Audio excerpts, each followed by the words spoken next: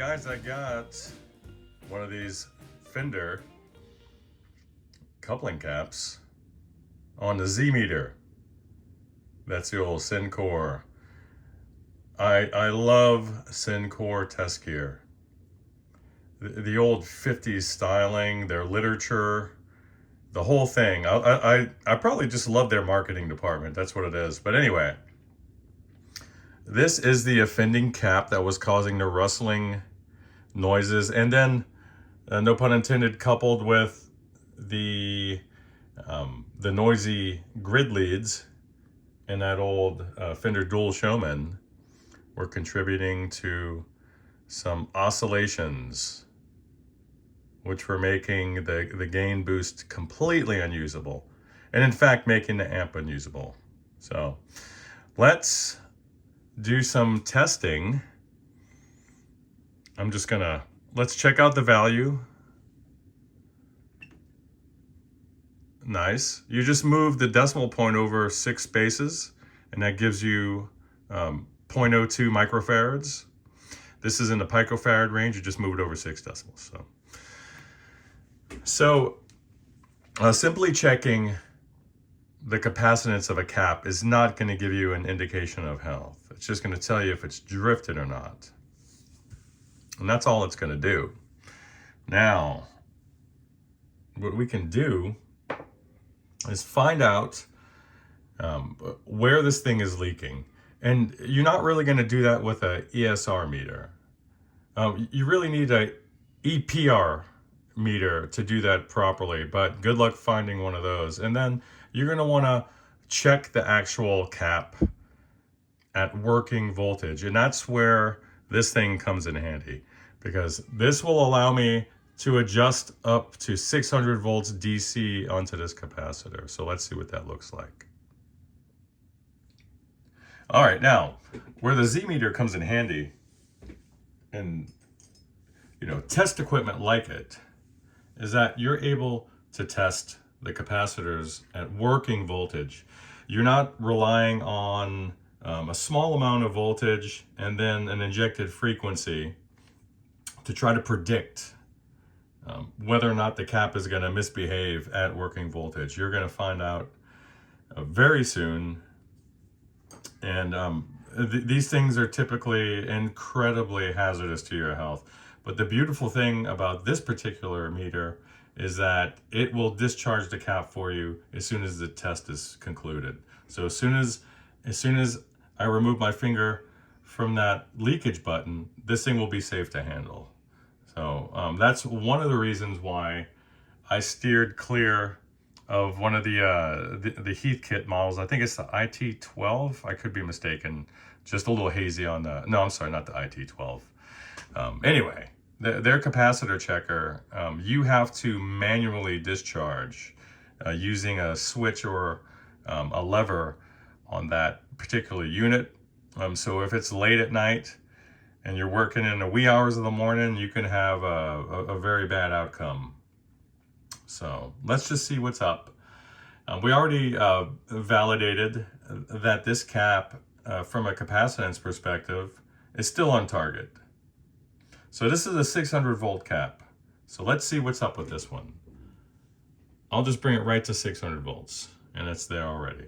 So let's make sure I'm not touching it. So let's go ahead and see if she's leaking. And this one's okay. And it's safe to handle. All right. Now let's check the 0.1 microfarad cap. As I get it hooked up in these little alligator clips, or these test leads rather. So here we go. This is the guy. Let's check his value out. Oh, we have a problem. Right away, we have a problem. Let's check for leakage. This thing is shorted. So this is the offending character. Both of them are getting replaced.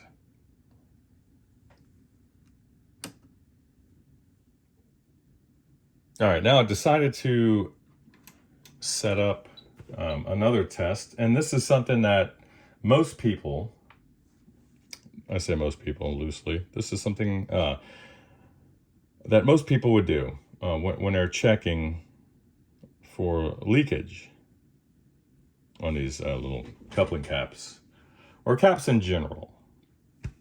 As we know that when you have a coupling or a decoupling cap, and what you're doing in essence is you're blocking DC from the plate and you're allowing the AC waveform to pass. That's the whole idea. So I'm going to go ahead and solder this guy onto one of the plates, and I'll just go where it should go off of the slope resistor. And we'll run that to ground. Stand by. I'm just going to tack it in because I just need this thing to be connected to that plate supply. So let's get the meter on there. And you know what? I'm going to need my alligator clips. I'm going to need them clipped in. So let me grab them. Pardon me.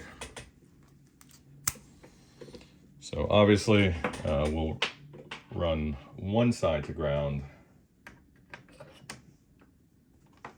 And pardon my sloppy routing, this is a quick test because I gotta go. I hope you guys had a great holiday with your family, and if you're not here in the States celebrating anything in particular, I still hope you had a nice weekend. So let's get some power. I'm going to keep all my levels down here. Let's get her connected to reactive load so we don't have to worry about any output transformer issues. And obviously, let's connect her to power. Now, I'm going to what?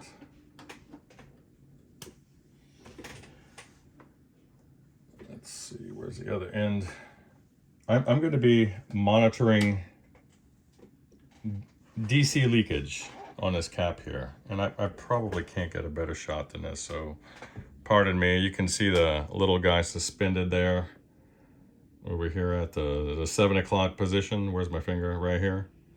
I'm going to be clipping to that, and we're going to be monitoring DC voltage. And we're back. Okay, we got our leads here. Now, pay attention to the display on the meter.